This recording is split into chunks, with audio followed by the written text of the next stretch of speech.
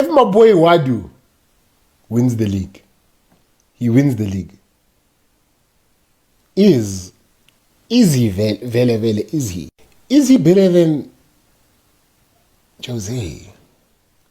Bafethu uvanelo so namhlanje ngizokhuluma ngani na ngizokhuluma ngento engiyizwile namhlanje kune video engiyibonile ekseni yabo ngisithola ngayo isikhathi ukuthi ngiyishaye kahle ivideo ekseni but ke kuleya video leya ubafu wade buza ukuthi ngabe uWadu mayase ayiwine ileague with Orlando Pirates kuyi season yakhe yokuqala ku Orlando Pirates ingabe ungcono yini kunalo coach lo okubani okuJose Riviero lo bekade ecoacha iOrlando Pirates. Yabo umbuzo lo bafethu omuhle kakhulu mayasa win ileague uWadu ingabe uNtswembu noJose lo wahlala kuOrlando Pirates u3 seasons. Yabo asi unpack bafethu lento seke sikhulume nje ngayo sibheke ama accomplishments abo babili yabo izinto abayizuzile with iOrlando Pirates izinto abakwazile ukuthi basinikeze zona as ama fans oOrlando Pirates so bobabili siyabathanda yabo as a coach siyabathanda ngeindlela engafani uWadu efika nje wasinikeza injabulo yabo wasinikeza nje injabulo eyisimanga sajabula sakwazi ukuyiwina calling knockouts ekade sagcina ukuyiwina yabo but ke ngizothi usingiqale nje ngoJose Riviero uJose Riviero wafika kuOrlando Pirates yabo wafika kuOrlando Pirates if I'm not mistaken wafika around 2021-2022 season yabo you can correct me if I'm wrong but I remember very well if not 2022-2023 season but ke wafika ngalezo ikhathi yabo ngabo 2022 kanje mengikhumbula kahle impela umjidi wathi efika uJose ku squad Orlando Pirates I remember very well this was the main team Orlando Pirates eyidlala ngaso ngalezo ikhathi yabo iyona team le Orlando Pirates eyayidlala ngayo ngalezo ikhathi kwakusakhona bani kwakusakhona uOfori kwakusakhona uNda kwakusakhona uJele kwakusakhona uNyawuza kwakusakhona uMako oMabaso oMesele uShandu kusakhona namanje oDlamini usakhona uDlamini benoMoselo noHotho basakhona lawo bantu yabo uNdawo yena osathana khamba buka ibhenji kwakusakhona uMpontshane ohlatshwayo oMayela oSam yabo kusakhona uPepra phambili as a striker kusakhona uMakaring yabo some may say ukuthi le squad lesenza kahle kwiCAF Confed saye safika kwifinal yeCAF Confed yabo abanye bangasho ukuthi uJose wezowenza something ngale squad lesikhosi sasiperforma kahle eAfrica bafethu sibe neqiniso le squad lesi sasingekho that nice yabo sasingekho that nice I remember at some point asiphumanga ngisho ku top 5 asiphumanga ngisho ku top 5 playing with these players yabo kwakungekho nice during that era wafika kuJose yabo efika nje bemnikeza labadlali kwawuyena oqala phansi orebrandayo oqala kabusha isquad seOrlando Pirates wabona ukuthi labadlali abakhona imost yalabadlali laba bayadlala nje just because bayahola yabo bayadlala just because bayahola wafika naye iphi concept yokuthi akushintshwe the whole team ishintshwe from uOfori wadayiswa uJele wahlala osesomhlala phansi oNyawuza bahamba oMabaso bahamba oPrepra badayiswa oPrepra yabo wahamba uhlatshayo wadayiswa same as uMayela ke usathanda khamba bafethu uMayela usathanda kuthatha umhlala phansi remember last season noMpontshane basathanda kuthatha imhlala phansi obunganisem bahamba badayiswa yabo washanela almost isquad sonke walanda bani walanda uSipho Chain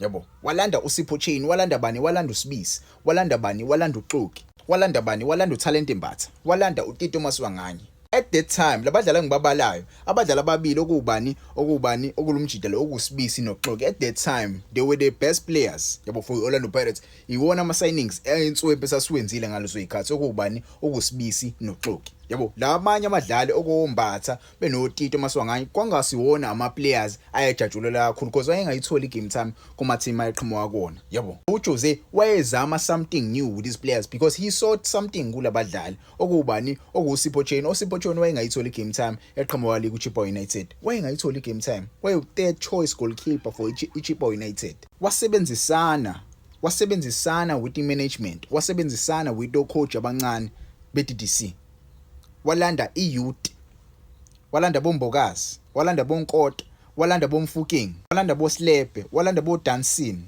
yonke le youth eniyibona right now edlala kwisquad seOrlando Pirates edlala kwi-first team yeOrlando Pirates walanda boSesane osesane sebehambile wamlanda uSesane walanda uSalingi wambuyisa uSalingi wazodlala kwi-team yeOrlando Pirates you see yonke le core yale team ekhona right now iyasetho ubani iyasetho uJose Riviero core yale team ekhona right now iyasethwa uJose Riviero akaspendanga imali eningi elandela ubadlali yabo. He didn't spend a lot of money. He used ama-scraps ukuthi enze one of the best teams ekhona for i-Orlando Pirates.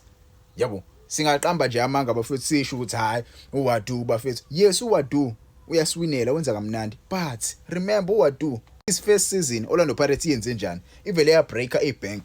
Yasayina wonke umdlalo ontswempu ungamcabanga. Yasayina Osuna Police, yasayina abo Sipho Mbuli, yasayina abo Dion, yasayina abo Siyema, yasayina abo Msendami, yasayina abo Sibelebele, yasayina each and every player ungayicabanga. Yasayina abo Mbuthuma lapha phambili, yabo. Yasayina abo Sihle Nduli, each and every star player ebesikhona ku Betway Premiership bakwazile ukuthi basayine, yabo. Bakwazile ukuthi basayine. So if you can tell me ukuthi uJose Rivero wahlula yini ukuthi awin ileague ku 3 seasons, wahlula yini ingoba wayeloke eshaya irebuild kancane kancane, eshaya irebuild kancane kancane kwisquad abamnikeza sona esasingekho right, yabo.